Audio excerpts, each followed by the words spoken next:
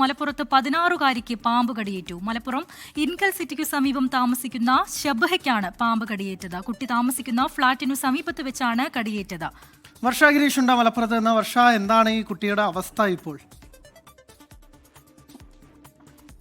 രാത്രി 8 മണിയോടുകൂടിയാണ് ഈ സംഭവം ഉണ്ടാകുന്നത്. മലപ്പുറം ഇൻകൽ സിറ്റിക്ക് സമീപം താമസിക്കുന്ന ഹാരിസ് സാജിദ ദമ്പതികളുടെ മകൾ ഷബഹയ്ക്കാണ് പാമ്പ് കടിയേറ്റത്.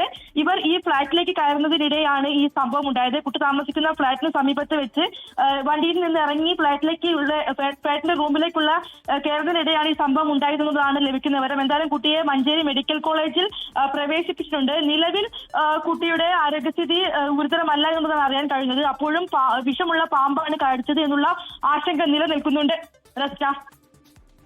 വിഷമുള്ള പാമ്പാണ് കുട്ടിയെ കടിച്ചതെങ്കിലും കുട്ടിയുടെ ആരോഗ്യ നിലയിൽ ആശങ്കപ്പെടാനുള്ള സാഹചര്യമില്ല എന്നുള്ളത് ആശ്വാസകരമായ കാര്യം തന്നെയാണ്. നമ്മൾ വലിയ ഈ പറഞ്ഞതുപോലെ തന്നെ ചെറിയ ആശങ്കയുണ്ടാക്കുകയാണ്. ഓരോ ഘട്ടത്തിലും കൂടുതൽ വാർത്തകൾ വരുന്നു.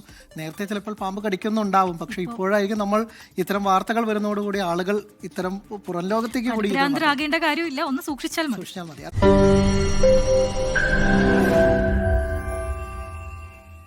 ലോകത്തെവിടെയായാലും ഏത് സമയത്തും 24 വാർത്തകളും ഓഗ്മെന്റഡ് റിയാലിറ്റി പാക്കേജുകളും എക്സ്പ്ലെയിനറുകളും വിശദമായി കാണാൻ ഞങ്ങളുടെ യൂട്യൂബ് ചാനൽ നിങ്ങൾക്ക് സബ്സ്ക്രൈബ് ചെയ്യാം.